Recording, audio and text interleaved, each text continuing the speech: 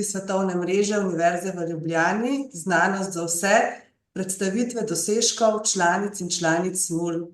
Danes je z nami dr. Marjan Rupnik, vodja raziskovalne skupine na Inštitutu za fiziologijo Medicinske univerze na Dunaju, ki bo na nadaljevanju predstavil normalno uravnavanje ritma kolektiva celic beta-trebušne slinavke ter nekaj možnih fizioloških in patoloških sprememb v njihovi ritmičnosti. Predstavitev bomo tudi posneli, objavili na spletni strani SMUL in vam tudi posnetek posredovali na e-naslov, ki ste ga navedli ob prijavi. Zdaj bi vam še kratko predstavila par besed o Svetovni mreži Univerze v Ljubljani, ki jo krajše imenujemo SMUL in združuje predvsem s Slovenijo povezane slovenske znanstvenike, profesorje in druge ugledne osebnosti, ki delujejo v akademskem, raziskovalnem in razvojnem okolju v tujini. Na Univerzi v Ljubljani si na različne načine prizadevamo okrepiti sodelovanje s člani in članicami SMUL, ki se lahko že sedaj aktivno vključujejo v različne aktivnosti doktorske šole, sodelujejo na letnih srečanjih ter v različnih strokovnih komisijah, prav tako pa tudi sami člani in članice podajajo različne pobude za sodelovanje z Univerzo v Ljubljani. Zdaj, na samo pobudo članic in članov SMUL smo tudi začeli s tovrstnimi predstavitvami Znanost za vse, predstavitve dosežkov članic in članic SMUL.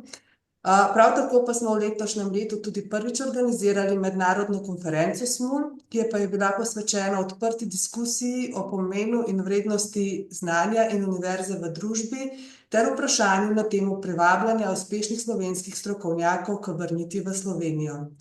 Konferenco smo tudi posneli in vas vabimo k ogledu posnetka. Bom v nadaljevanju tudi delila preko četa spletno povezavo. Prav tako smo vam pa tudi v prejšnjem tednu posredovali povabilo k sodelovanju v spletnem anketiranju v okviru projekta URGES, ki je povezan s sodelovanjem z znanstveno diasporo. Tako da bi vas tudi prosila, če še niste izpolnili anketo, da si vzamete par minut časa in prispevate k sami raziskavi in pripravi nadaljnjega projekta. Sedaj pa besedo predajam doktorici Mihaeli Pavličev, ki je tudi predstavnica Sveta Svetovne mreže Univerze v Ljubljani in prihaja iz Univerze na Dunaju, kjer pa se ukvarja z evolucijsko biologijo in bo tudi vodila in povezovala današnji dogodek. Vas pa vabim, da si pripravite vprašanja, na katera bo dr. Slap Rupnik odgovarjal po zaključku predstavitve. Hvala lepa, Katja. Lep pozdrav tudi v mojem imenu. Me veseli, da ste se odzvali tudi k današnjemu, kljub tem zelo kobajagi mirnem času leta.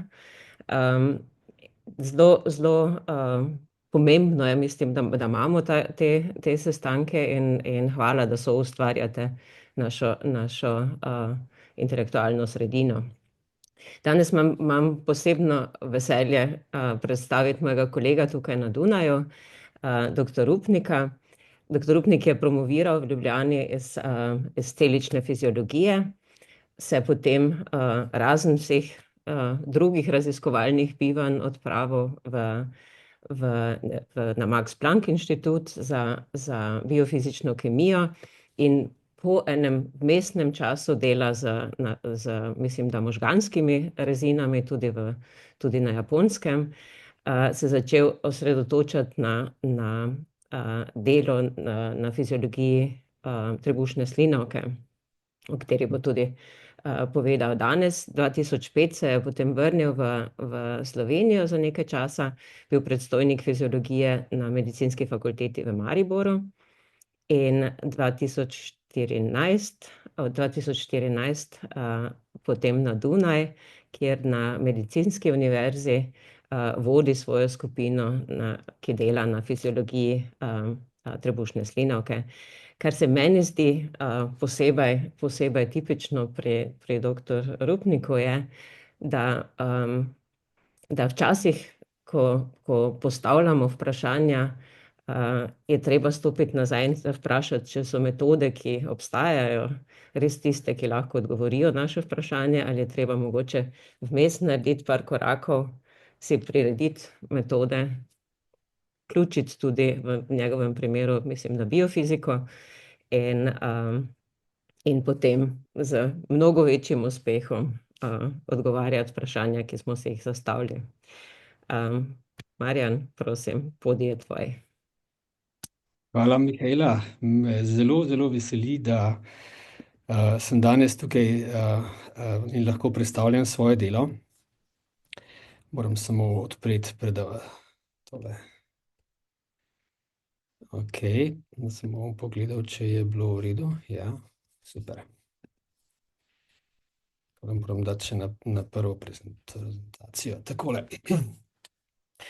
Hvala Mihaeli, Katji in tudi Smulu, da ste me povabili. Dolgo let nisem bil pravzaprav v kontaktu z Univerzo v Ljubljani in zdaj, ko sem že gostoval pri večjih drugih univerzah, tako doma kot v tujini, se počasi tudi koncept doma in tujine malce zrahlja, tako da, ampak vseeno je vedno lepo se vrniti nazaj na kraj, kjer imam veliko zelo zanimivih spominov tudi na. Danes bi želel govoriti o ritmih celičnih bobnov. Bobne sem izbral zato, ker pravzaprav podobno kot neki talking drums ali pa jungle drums so lahko nek temelj neke komunikacije, ki ni samo neposredna, ampak lahko tudi na malce večjo razdaljo deluje. In s to prispodobo želim poudariti tudi pravzaprav ta globok vpliv ritma in teh, ko bi rekel, ritmičnih aktivnosti v medcelični interakciji. Ritmi so v naravi vse povsod, pravzaprav od tega velikega kroga med rojstvom in smrtjo in s prijaznim dovoljenjem Leopold muzeja na Dunaju lahko delim z vami tudi tole Klimtovo mojstrovino Tod und Leben, ki pravzaprav kaže to lepoto življenja, da neprestano se poraja iz novih interakcij med dvema, ko bi rekel, moškim in žensko, potem se rodi otrok in potem se postaramo in ta ko bi rekel, zgodba se neprestano odvija, medtem ko vidimo smrt po eni strani pravzaprav ločeno od tega. Zelo zanimivo je, da je Klimt pravzaprav osnovna slika izgleda malce drugačna in še potem, ko je že bila slavna, jo je in dobila nagrade, pravzaprav je spremenil, kako je narisal smrt. Tako da spodaj pod to sliko je še drugačna verzija smrti, kar je zanimivo, ni bil zadovoljen s tem delom. Pa ni samo življenjski ciklus, imamo tudi letne čase, dnevne cikluse in tudi znotraj celic mnogo, mnogo hitrejše cikluse, o katerih bom tudi danes govoril, ki pravzaprav brnijo nekje s tolikšnimi obrati, kot recimo tudi recimo motorji, ki jih je izdelal človek. Če si potem pogledamo ritme v našem organizmu, se ti spreminjajo glede na to, kako smo mi aktivni, ali smo veseli, ali smo jezni. Tukaj vidimo en primer, recimo, kako se ti ritmi spremenijo s hranjenjem. Zelo drugače je takrat mogoče, ko spimo ponoči, In danes bomo govorili predvsem o celicah beta iz trebušne slinavke, ki pravzaprav po vsakem obroku, ali je to zajtrk, kosilo ali večerja, kot vidimo tu zgoraj, zagotovijo neko določeno količino hormona inzulina, in to tipično iz literature vidimo, da to so neke monotone spremembe v koncentraciji inzulina, ki trajajo nekaj ur, in pravzaprav si moramo v ozadju tega predstavljati, ta rdeča črta nam prikazuje recimo neko navidezno mejo med različnimi oblikami presnove, ali smo v razgradni presnovi, takrat, ko je inzulin nizek, to je vedno takrat, kadar potrebujemo mobilizirati hranila iz lastnega telesa, ker pač nismo uspeli nič prenesti v telo. Ali pa pravzaprav smo anabolni, vgrajujemo nekaj, in takrat, ko vgrajujemo, takrat lahko pravzaprav celica raste, se obnavlja, shranjuje in tako naprej. In vidimo, da pravzaprav te monotone spremembe, ki jih merimo na ravni celotnega organizma, kako izgledajo. Kar bi danes jaz rad z vami diskutiral, je, da v ozadju teh monotonih sprememb pravzaprav so različni ritmi, in ti ritmi so recimo, da vedno, kadar nekaj pojemo, pravzaprav vidimo, da ritmi potečejo neprestano, samo da se amplituda teh, ko bi rekel, teh dogodkov v času po hranjenju dvigne, to pomeni, da so večje amplitude. Recimo, če vidimo, kaj je med tema dvema oscilacijama, ki vidimo tule, med kosilom, vidimo, da sta te dve oscilaciji sestavljene še iz hitrejših oscilacij, ne. In dejansko, če pogledamo znotraj še ene te oscilacije hitre, ne vidimo, da so še hitrejše, ne, in da je veliko oblik neke samopodobnosti, ne, v sistemu noter, da pravzaprav naše beta celice nikoli ne mirujejo, samo da je odvisnosti od tega, ali smo jedli ali ne, pravzaprav se različna količina inzulina lahko izloča. Gotovo, ja, je bilo neko vprašanje ali ne? Gotovo, ne, pa je pravzaprav, imamo neke najhitrejše dogodke, ki jih vidimo lahko, in ti dogodki so pravzaprav omejeni s čisto molekularnimi lastnostmi določenih proteinskih struktur, ki omogočajo, recimo v tem primeru je to sprememba v kalciju, v citosolu, in hitreje kot to pravzaprav potem tudi v biološkem kontekstu ne gre. Preden pa povem svojo zgodbo, mogoče samo par uvodnih bioloških osnov za tudi publiko, ki mogoče ni študirala biologije ali pa biomedicine. Trebušna slinavka je pravzaprav relativno majhen organ, ki je dobro skrit med notranjimi organi. Tule vidimo, ne, od zadaj vidimo neko žensko. In vidimo, da je ta znak tule nam kaže, da pravzaprav imamo zelo veliko nevarnih snovi v trebušni slinavki, ne, da imamo neke v bistvu hazard materials, skladišče je to, ne. Pravzaprav, ne, da imamo po eni strani prebavne encime noter, ne, za kateri ni dobro, da jih spustimo ven, ne, po drugi strani imamo tudi veliko inzulina, ki je zelo nevaren po svoje. Če bi jaz hkrati izločil, v nekem danem trenutku izločil ves inzulin, ki ga imamo v trebušni slinavki, to pomeni, da pač so nekaj tisočkrat mrtev, ne. To pomeni, da inzulin je po svoje zelo nevaren, če se ga preveč naenkrat izloči. Tule na desni spodaj piše, da imamo pravzaprav v trebušni slinavki dve ministrstvi. Imamo ministrstvo za eksokrine zadeve oziroma za prebavne encime, ne, za neko prebavo. O tem bomo še pri eni drsnici kasneje malo več govorili, kako je s tem, bom rekel, neko gospodarjenjem presnove. Potem imamo pa še endokrino ministrstvo in dejansko sta ti dve ministrstvi v veliko literature pravzaprav popolnoma ločeno obravnavani, ne. Do nenadavnega so celo verjeli, da imate različne perfuzije krvi, ne.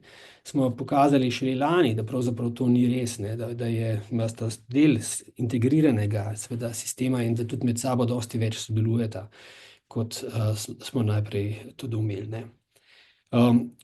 Potem pa imamo še seveda tudi eno lastnost tega, ne, da so endokrine celice v trebušni slinavki tako človeka kot miši, ne, pravzaprav posejani po celotnem, razporejeni po celotni trebušni slinavki, ne. To pomeni, mi nimamo nekega velikega organa, ki bi shranjeval celotni inzulin, ampak imamo v našem pankreasu 1 milijon kolektivov celičnih, ki jim tipično rečemo otočki. Tukaj so islets of Langerhans, ne. In ti otočki so veliki zgolj približno 100 mikrometrov, kar je dovolj majhno, da pravzaprav so neke ločene enote, posebej pa tudi dovolj veliko, da pravzaprav celica na eni strani otočka ne vidi istega držljaja kot celica na drugi strani otočka, kar zelo, zelo poveča neko sposobnost zaznavanja sprememb v okolju, ne. In tudi to je verjetno razlog, zakaj je velikost otočkov ohranjena evolucijsko, tako od najmlajših sesalcev do največjih sesalcev pravzaprav se povečuje samo število, ne. In če je potem seveda, ko se povečuje velikost telesa, ne, potem do neke mere se lahko tudi potem seveda tudi skalira, stopnjuje količina presnove. Večji organizmi seveda ne potrebujejo enako količine presnove kot manjši organizmi, zato verjetno je treba tudi to upoštevati, kadar imamo pred sabo nekje, v katerem časovnem okviru lahko opazujemo aktivnost določenih celic, ne. Če mogoče ponazorim z EKG-jem srca miši, ne, je to dosti hitreje, kot je človekov utrip srca, ne. Kar se tiče samih celic, mogoče par imen, ne, neko grobo skico ste verjetno shemo ste že videli marsikje z jedrom pa veliko membranami noter, kar se tiče endoplazmskega retikuluma pa bolj živega aparata, mitohondrijev kot neke viri energije. Tukaj bi poudaril samo eno tipično težavo, ki jo vidimo pri takih prezentacijah, je to, da izgleda, kot da je veliko prostora v citosolu, kjer stvari lahko difundirajo sem in tja. Treba se je zavedati, da je ta prostor izjemno omejen, ne, in da je naša celica ima tako ogromno površino membran notri, da je ta površina skoraj enaka volumnu, ne. To pomeni, da je zelo, zelo malo prostora za neko difuzijo, ne, in da pravzaprav tudi, ko bi rekel, snovi, ki difundirajo po celice, zanje so razdalje včasih dosti večje, kot si predstavljamo. Včasih je dejansko razdalja med dvema celicama krajša, kot pa med enim delom celice in drugim delom celice, ne. V vsej tej celici noter imamo eno ogromno bogastvo beljakovin, to so predvsem ionski kanali transporti, različni encimi in seveda, ki pomagajo celicam nekako signalizirati in komunicirati med sabo, ne. Veliko signalizacije električne, zato potrebujemo recimo ione, kot so natrijevi ioni, kalijevi ioni in tako naprej. Ti ioni omogočajo tudi uravnavanje volumnov, tako da pač se te dimenzije ne spreminjajo preveč, relativno drugi ne. Predvsem pa je recimo za samo funkcijo izjemnega pomena neki ion, divalentni ion kalcij, ki ga je v celici zelo, zelo malo, ne. Pravzaprav ga imamo v primerljivem območju, kot so protoni, nekaj 100 nanomolarnem območju. In kadar se ta koncentracija poveča, ne, potem seveda to pomeni en zelo močen dražljaj za celico in temu bomo rekli lahko tudi nek udarec po bobnu, ne, ki lahko potem ustvari nek ritem, da lahko celice med sabo potem bodisi znotraj celice ali pa tudi med celicami potem med seboj komunicirajo, ne. In ko govorimo, ne, seveda o inzulinu, ne, v teh celicah, ki izločajo inzulin, bomo videli, da morajo biti med sabo izjemno dobro uravnavane, da slučajno, ne, seveda ne pride do prekomernega izločanja inzulina in da ne pride potem do prekomernega znižanja recimo glukoze v plazmi ali pa drugih nutrientov, kar potem lahko seveda zelo, zelo ogrozi delovanje in preživetje našega organizma. Kako je zdaj s tem presnovnim gospodarjenjem, ne?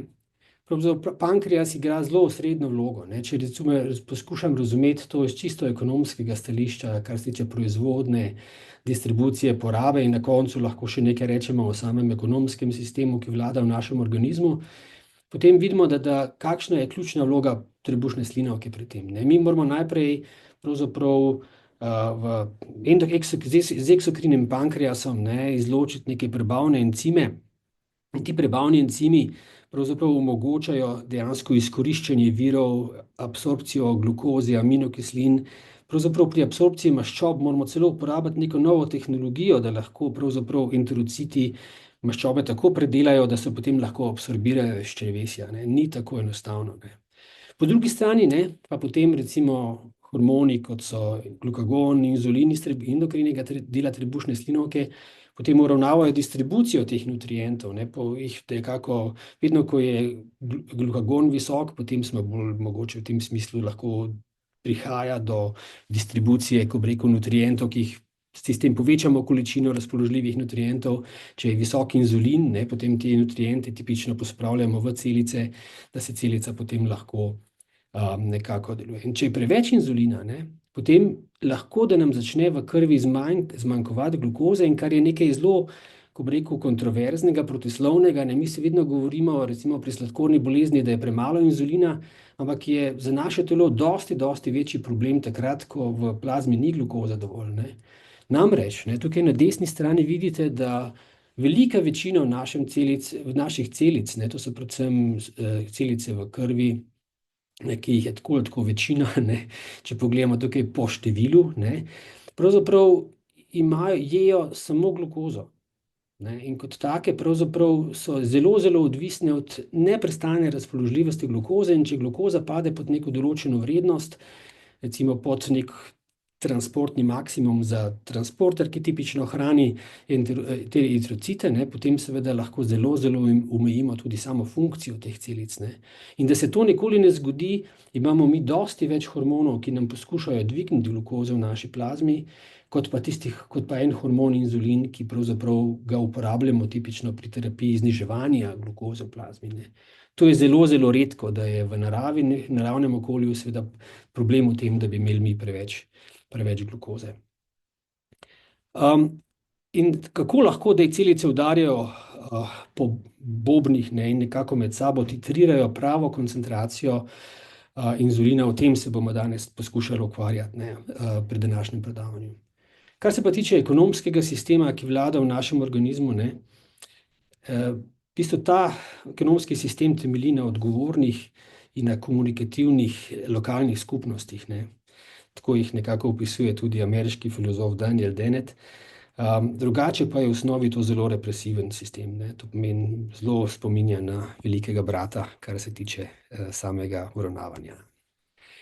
Torej, mi bomo poskušali razumeti, kako zdaj moramo mi milijon teh celičnih kolektivov, točkov pripraviti do tega, ne, da bojo iz svojih nevarnih skladišč sprostili samo toliko te gotovine ali pa glukoze, kot jo celice nujno potrebujejo za tisto osnovno ekonomijo. Ne. In tako kot mainstream razume danes delovanje teh celic, je zelo preprosto, ne, in to vidite tudi v, bom rekel, tej preprosti shemi tukaj zgoraj, levo, ne, kjer pravzaprav, ko da se glukoza poveča, to povzroči spremembo v koncentraciji energije v celici kot v obliki ATP-ja, to zapre določene kalijeve kanale, ki so na to občutljivi, in potem ta sprememba v potencialu membranskem povzroči vdor kalcija in potem fuzijo teh granul, ki imajo kristale inzulina notri, in potem seveda sproščanje inzulina, ne.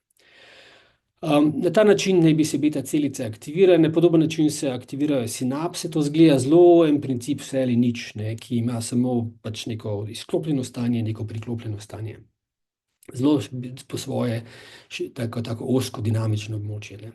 In tukaj se začne moja zgodba na področju beta celic, ne. Leta 2005 sem šel sem bil rekrutiran s strani Nobelovca Erwina Neyerja v Göttingen.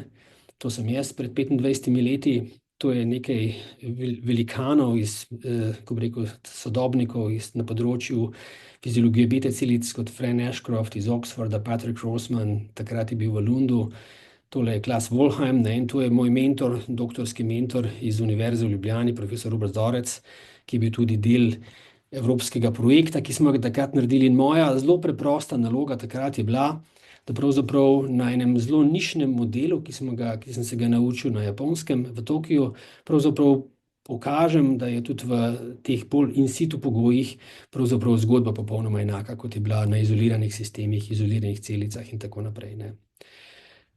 Naša naloga je bila težka, kar se tiče tvorbe, same proizvodnje tkivnih rezin trebušne slinavke, ker so mnogi laboratoriji to poskušali prej in niso uspeli, ne.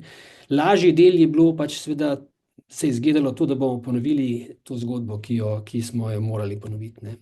Izkazalo se je, da je bila pravzaprav tkivna rezina lažji del tega, ne.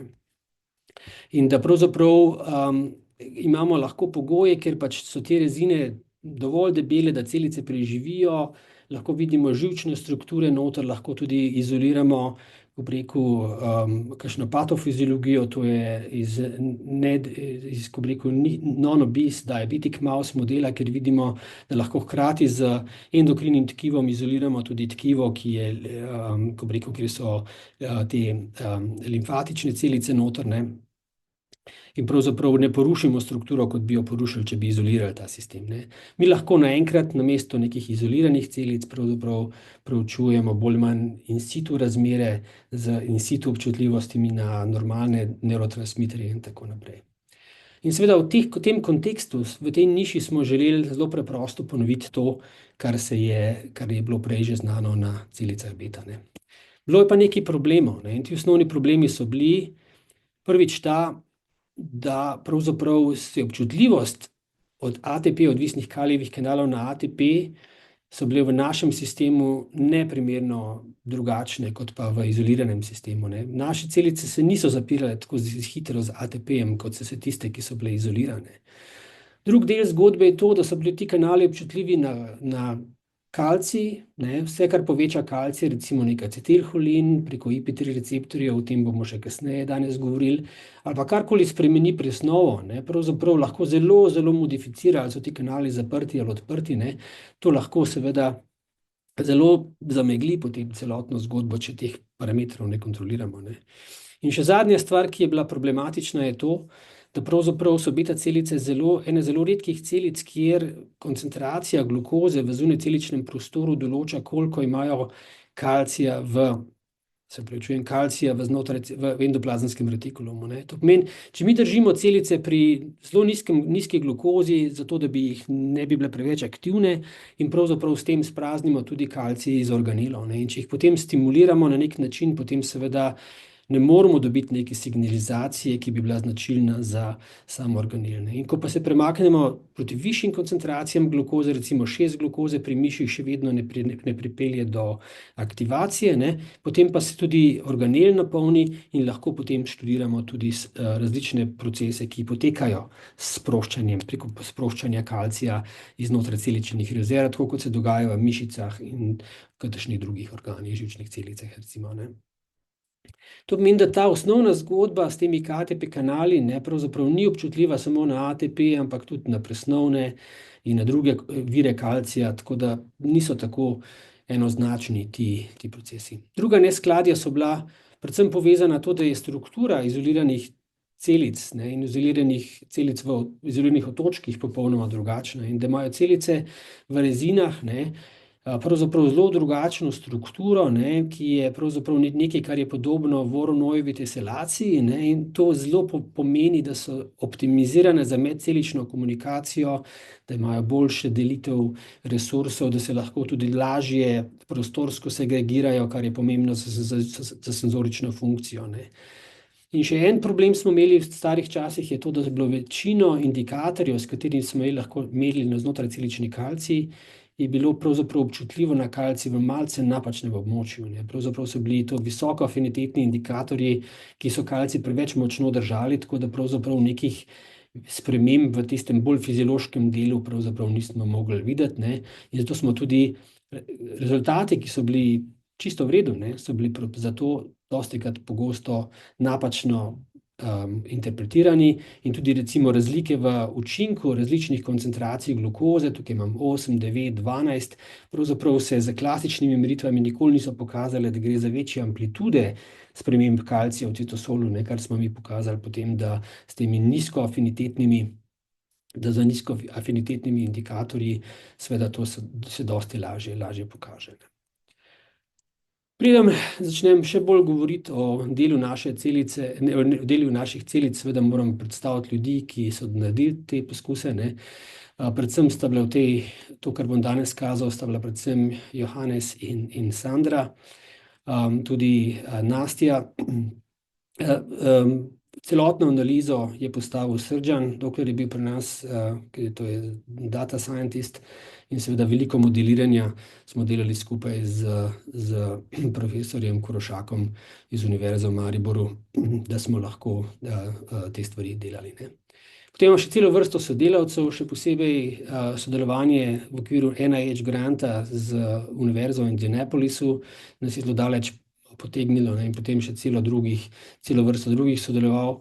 V zadnjem času tudi z še enim alumnom Univerze v Ljubljani, Gašperjem Tkačikom, ki je na Inštitutu za znanost in tehnologijo v Klosternoborgu, s katerim sva dobila ta Vienna Science and Technology Fund, kjer preučujeva, uporabljava metode umetne inteligence in strojnega učenja pri preučevanju biologije celic beta. In zdaj pri drsnici 11 je počasi čas, da nekako se začnemo, da slišimo še kakšen ritem, ne, ki je pravzaprav lahko, ne, prisoten v našem celičnem sistemu, ne. Tule imam jaz en otoček, ne, ki je tukaj v tem primeru relativno kompleksen. Te črne strukture tule so v bistvu žile, kapilare in mogoče malce večje žile. Velika večina teh celic tule so beta celice, nekaj okrog je verjetno tudi alfa celic, ne. To, kar pa je tukaj okrog otočka, so pa druge celice, to so recimo eksokrine celice, te, ki izločajo prebavne hormone, ne. Tukaj zgoraj imam protokol, ne, jaz sem te celice izpostavil neki stimulirajoči koncentraciji glukoze, potem pa čez nekaj časa sem jih nekako obremenil z dodatno koncentracijo acetilholina, potem pa pravzaprav čez nekaj časa sem acetilholin odklopil in povečal koncentracijo ranitidina. Predvsem sem s tema dvema manipulacijama različne, ko bi rekel, te znotrajcelične kanale za kalcij aktiviral, z acetilholinom sem aktiviral IP3 receptorje, z ranitidinom s to koncentracijo pa ranitidinske receptorje tipa 2. Ne.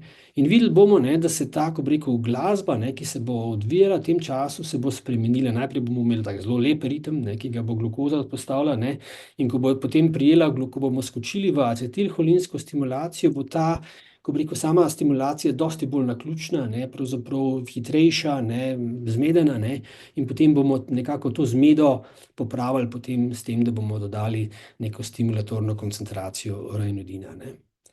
Zdaj pa poglejmo.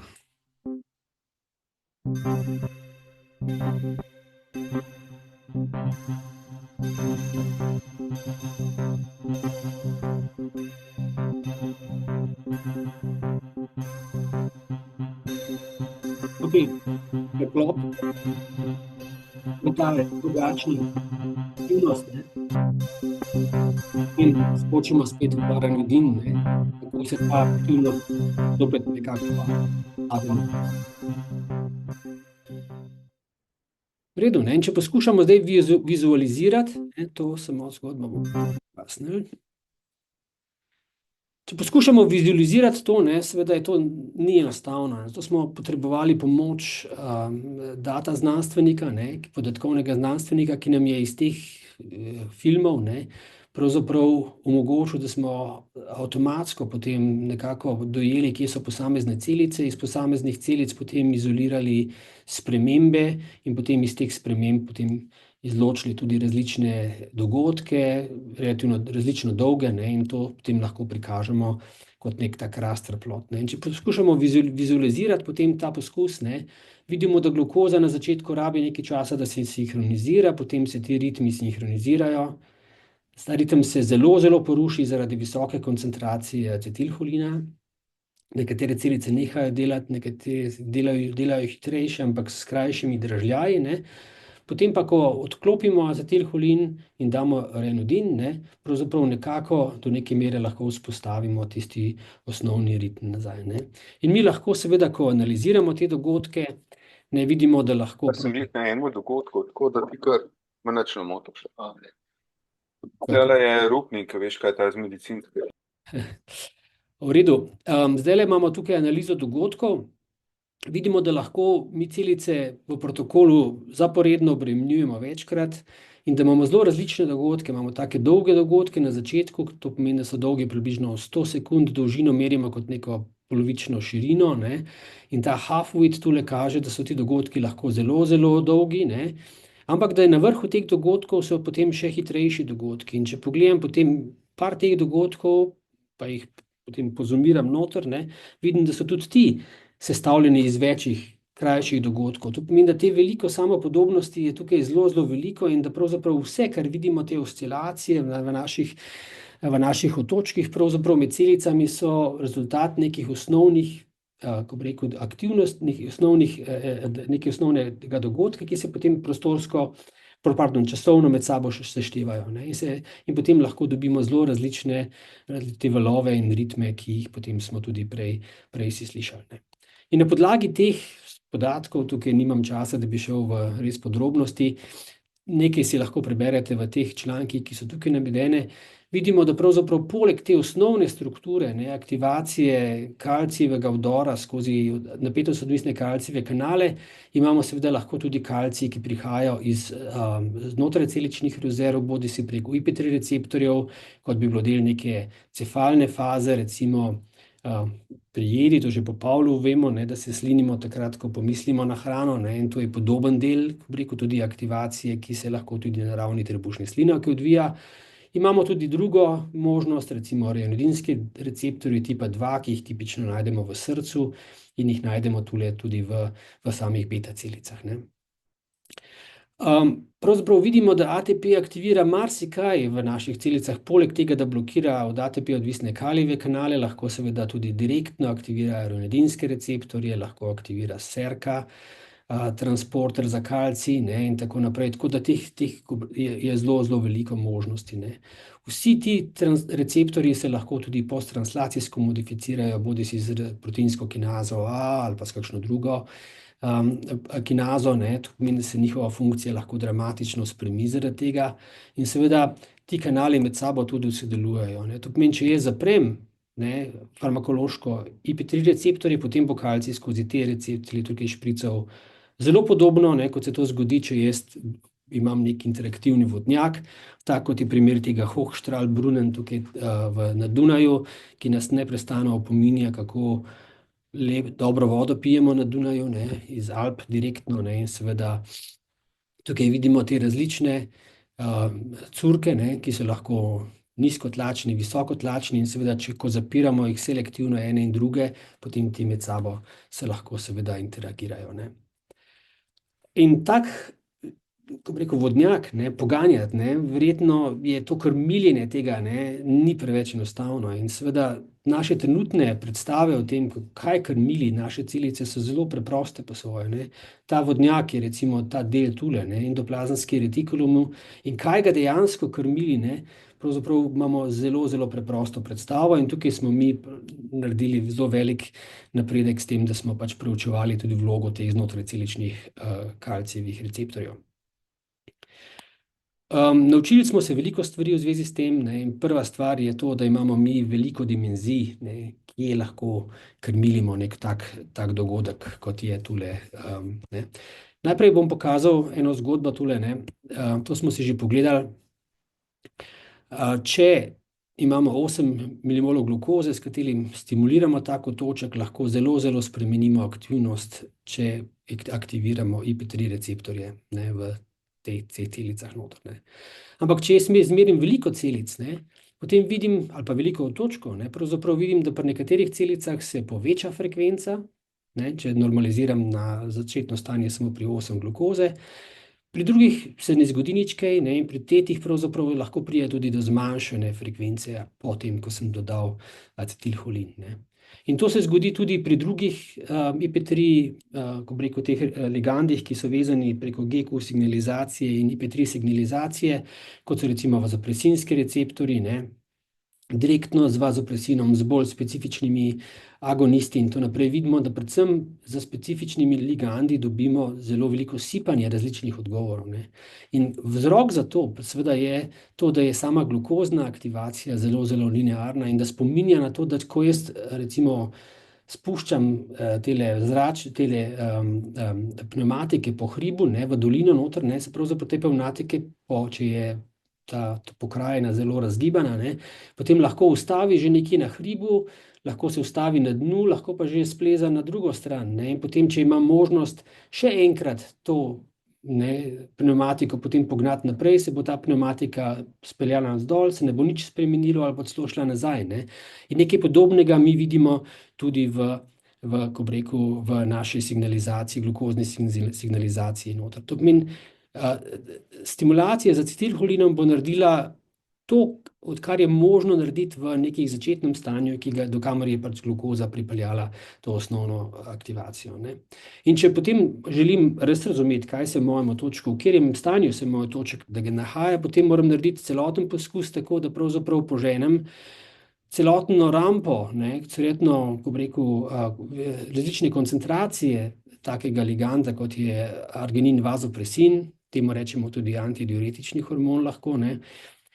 In vidimo, ne, da lahko najprej do neke mere stimulira aktivnost, ne, tukaj vidimo bolj vijolično, večja frekvenca aktivnosti in potem pri še višjih koncentracijah pojenja, ne, in to lahko vidimo tule kot frekvenco, ne, da najprej naraste frekvenca in potem pade, ali pa kot tudi recimo neko površina pod krivuljo, ne, kjer vidimo, kakšna je ta odvisnost, ne, in to preprosto kaže, ne, aktivacijske in neaktivacijske lastnosti ranodinskih receptorjev, in če seveda stimuliramo celice za previsoko koncentracijo vazopresina, ne, seveda lahko pomeni tudi, da bomo zmanjšali izločanje inzulina, ne. Praktično seveda to pomeni, da pri ljudeh, ki so hipoozmotski, ne, tukaj vidimo tudi koncentracijsko odvisnost, ne, koliko se recimo, v katerem koncentracijskem območju se vazopresin izloča pri nekih fizioloških spremembah, bodisi osmolarnosti ali pa volumna, ne, vidimo, da v tem zelo fiziološkem območju vazopresina, ne, pravzaprav mi lahko že zelo, zelo stimuliramo, ne, in potem že prekomerno stimuliramo tudi naše beta celice. Še posebej to postane problematično takrat, kadar je seveda že v osnovi višja koncentracija glukoze, ne. Če imamo recimo 10 milimolov glukoze, potem pravzaprav mi izgubimo to aktivacijsko lastnost AVP-ja in pravzaprav AVP začne v osnovi zavirati izločanje inzulina, ne. Hiperozmolarnost je nekaj, kar je stalna spremljevalka, ne, ljudi, ki imajo sladkorno bolezen, ki imajo povečano koncentracijo sladkorja, in zato ni čudno, ne, da pravzaprav kljub visoki koncentraciji glukoze izločajo premalo inzulina, ne. In klasični model, ne, ki smo ga na začetku pokazali, pravzaprav nima možnosti, ne, pokazati te zgodbe, ne.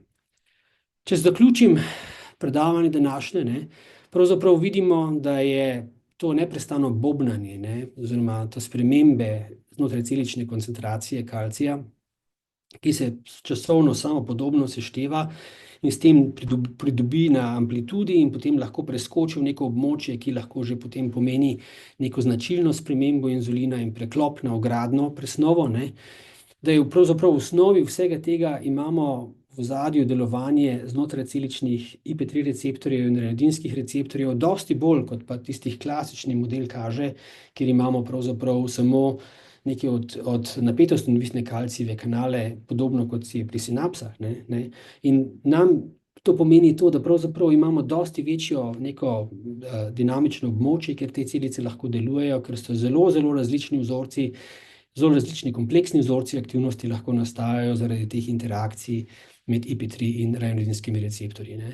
Potem pa smo si na vazopresinskem primeru pogledali tudi, ne, da imamo zelo veliko možnosti, zelo veliko dimenzionalnosti aktivacije zaradi teh posebnih dvofaznih neaktivacijskih in aktivacijskih lastnosti znotraj celičnih IP3 in rejnodinskih kanalov, ne, kjer najprej aktiviramo IP3 receptorje in potem, ko so ti iztrošeni ali pa gremo v še močnejšo stimulacijo, ne, potem pa prevzamejo lahko rejnodinski receptorji, ne. S to, ko bi rekel,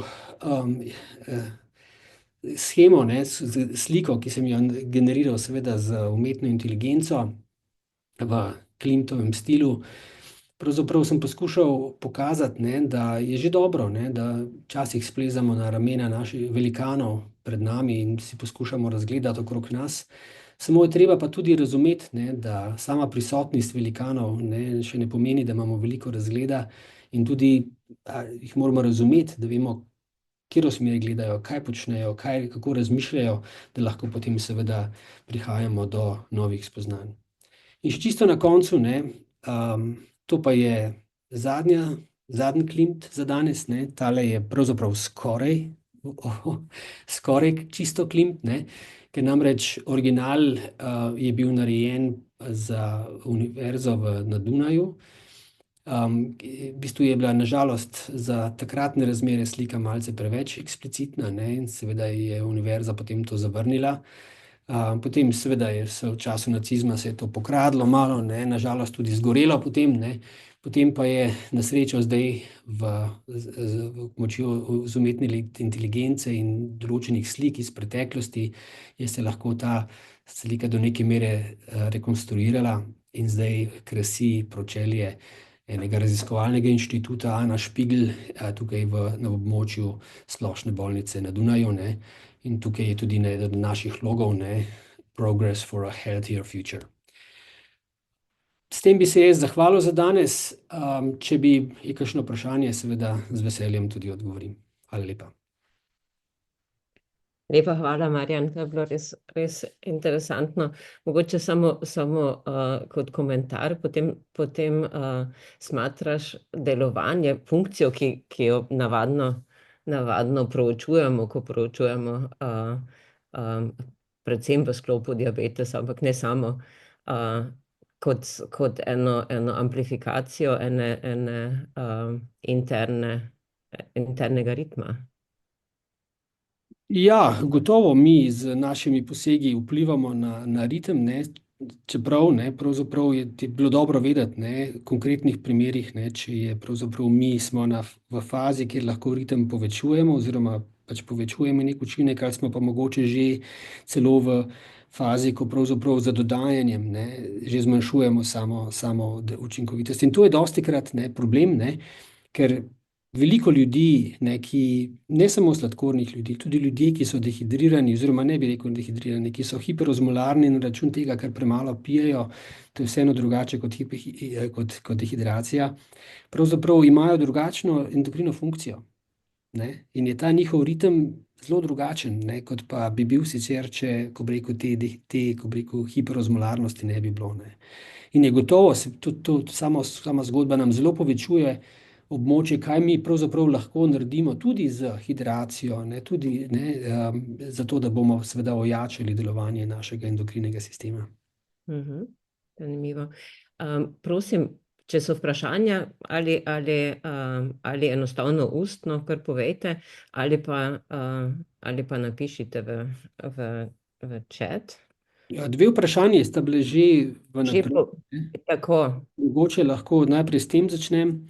Tako. Prvič je bilo vprašanje, ne, glede metodologije izdelave matematičnega modela ritmike celic. Ne. Mi poskušamo seveda z različnimi sodelovanji se na te, ko bi rekel, ritmike osredotočiti. Ne. Smo imeli nekaj takih, ko bi rekel, toy modelov za to, ampak čisti pravi preboj, ne, pravzaprav še pričakujem v prihodnosti, da se bo zgodil, ker verjetno rabimo še malce bolj kvantitativno znati določene parametre izmeriti, da bojo potem tudi modeli boljši. Ne. Drugo vprašanje je bilo, kaj in koliko lahko pacienti sami postorijo za ohranjanje in vzpostavitev ritmičnosti teh celic in posledično za izogibanje težav s presnovo in sladkorno boleznijo. Seveda je sladkorni bolnik širok pojem. Ne. Pravzaprav hujši primeri tipa 1 sladkorne bolezni, ki pravzaprav nimajo več celic, ne, seveda tam težko govorimo o ritmičnosti. Ne. Glavni problem te oblike sladkorne bolezni je to, da je pravzaprav že zelo, ko bi rekel, toliko napredovana bolezen, da je pravzaprav težko, ne, jo vzpostaviti nazaj, ker preprosto ni celic. Ne. Imamo pa seveda tudi mnogo zmernih, ne, oblik, predvsem tip 2 sladkorne bolezni, ki so seveda z življenjskim slogom reverzibilne.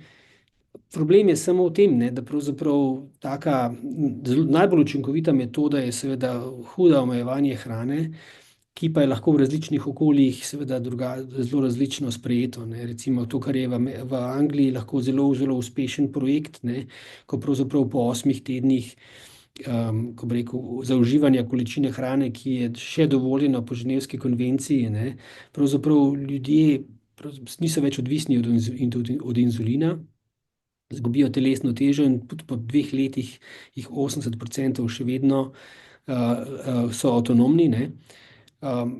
Kar pa se tiče bolj takih, ko rekel, težjih oblik, ne, recimo tudi že na samem živalskem modelu sladkorne bolezni tipa 1, pravzaprav ritmičnost izgine še preden se pojavijo imunske celice in še preden pravzaprav se izgubi struktura, ne. Kar nas je zelo presenetilo. Ne. Mi smo poskušali razumeti, ne, da se s pojavom imunskih celic pravzaprav se bo postopoma, ne, seveda ta mrežna aktivnost in ritmična aktivnost zmanjšala, pravzaprav pa se je pokazalo, da pravzaprav takoj izgine. Ne. Takoj, ko vidiš še en limfocit tam na napačnem mestu, ne, te celice med sabo več ne sodelujejo. Ne. In ena od možnih razlag je to, da jih ravno odsotnost teh ritmov pritegne, ne, imunski sistem in da potem za samo svojo prisotnostjo, ne, seveda naredijo škodo. Interesantno.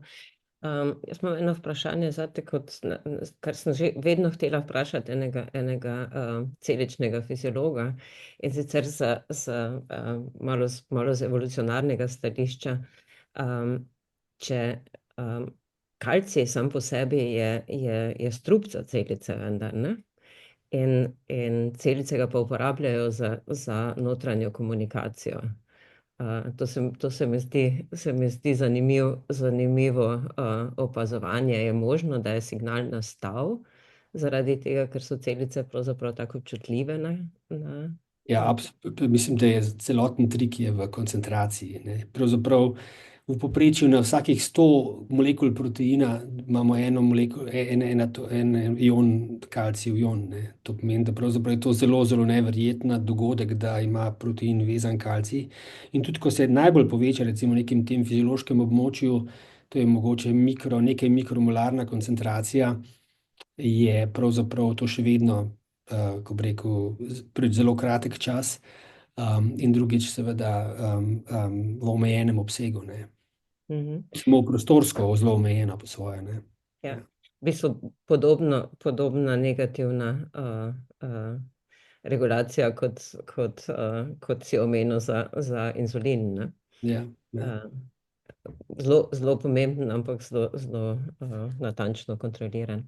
Kot sem že omenil, tudi število protonov, ne, temu, čemur jaz recimo nekaj, kakor preprosto rečemo, proton, ne, H plus ion, ne, v kakršni koli obliki že nastopa, ne, pravzaprav je zelo podobne koncentracije kot kalcij, ne.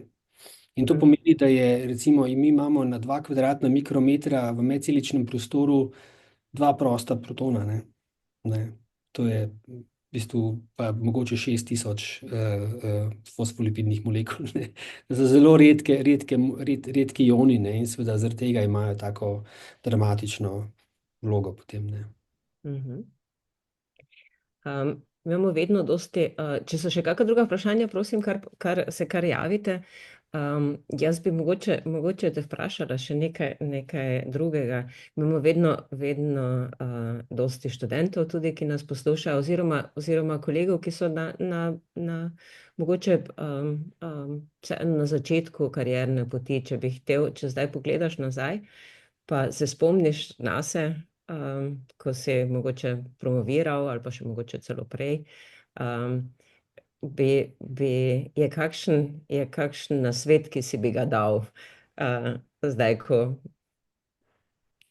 Ne, po svoje, glede na to, da imam dosti podmladka, ne, pravzaprav skušam te nasvete vseeno, razmišljam o njih, ne, ali bi dal kakšen nasvet ali ne.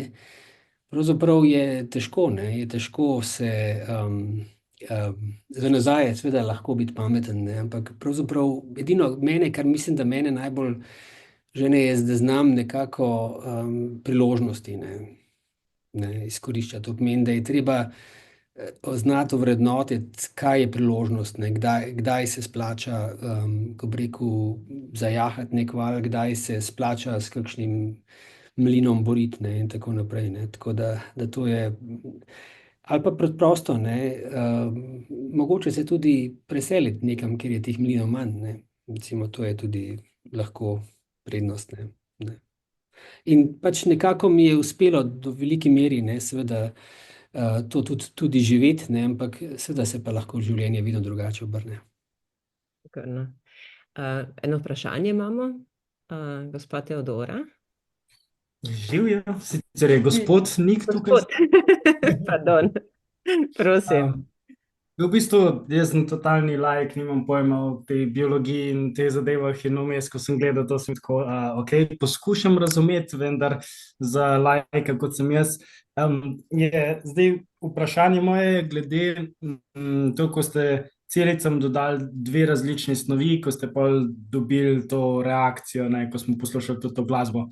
V bistvu, kaj so te 2 snovi v resnici tako na nek za bombarja, kot sem jaz, da razložite, pa ali je to dejansko v naravi, v telesu se to skozi dogaja, te snovi, da pridejo not v celice, ali ste vi nekaj drugega uporabili, da ste dobili to reakcijo?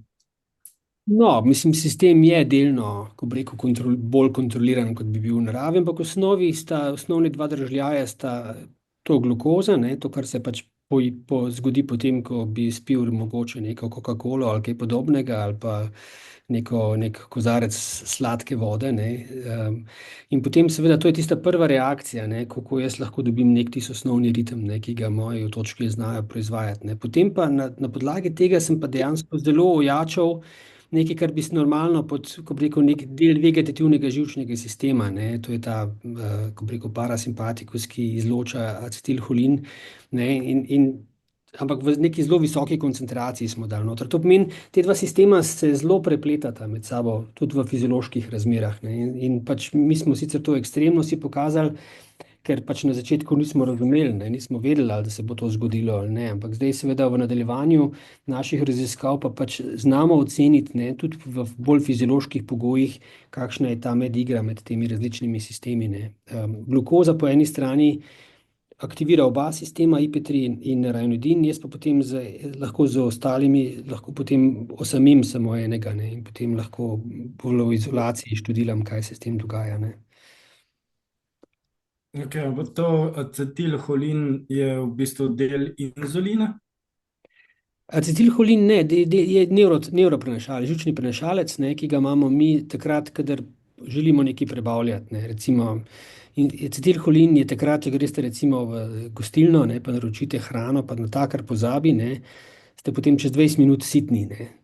In sitni ste zato, ker pravzaprav ste se pripravili na hrano, ne, ta vegetativni živčni sistem je izločil inzulin na te celice, beta celice, acetilholin na celice, ki izločajo inzulin. Inzulin se je začel izločati, inzulin je začel spravljati cukor ven iz plazme, ne, gremo v neko tako nižjo koncentracijo cukra in to je tipično povezano z agresivnostjo, mislim, seveda človek ali pa žival, ki je lačna, ne, ima seveda tudi ta rabi agresivnost, ne, zato da pač lažje upleni potem nekaj, kar jo nasiti potem lahko, ne. Mogoče se tudi levu drugače smili antilopa, ne. Ampak ko je zelo lačen, ko je zelo hipoglikemičen, pa se te stvari, ko bi rekel, malce drugače, potem drugačna psihološka perspektiva pride. Super, in najlepša hvala. Tako, ja. Tako, če ni drugih vprašanj, potem bomo počasi zaključili. Katja, je še kaj za povedati? Jaz bi se samo želela zahvaliti dr. Slapu Rupniku za res zelo zanimivo predstavitev in pa mu še naprej zaželeti uspešnega dela. Se tudi veselimo morebitnega sodelovanja z vami. Hvala tudi vsem vam, da ste bili danes z nami. Zdaj vsi, ki ste se pač prijavili na predstavitev, vam bomo poslali tudi kratko anketo in pa predstavitev dr. Slaka Rupnika in pa tudi posnetek predstavitve. Bo pa posnetek predstavitve prav tako v prihodnjih dneh dostopen na spletni strani Svetovne mreže Univerze v Ljubljani. Zdaj na koncu bi vam zaželela samo še lep preostanek dneva in hkrati bi vas tudi povabila k ogledu prihodnjih predstavitev in pa tudi k posredovanju morebitnih predlogov za sodelovanje s člani in članicami SMUL. Tako da lep dan še naprej in se vidimo na naslednji predstavitvi. Lepa hvala vsem. Hvala, Marjan. Ja. Hvala lepa.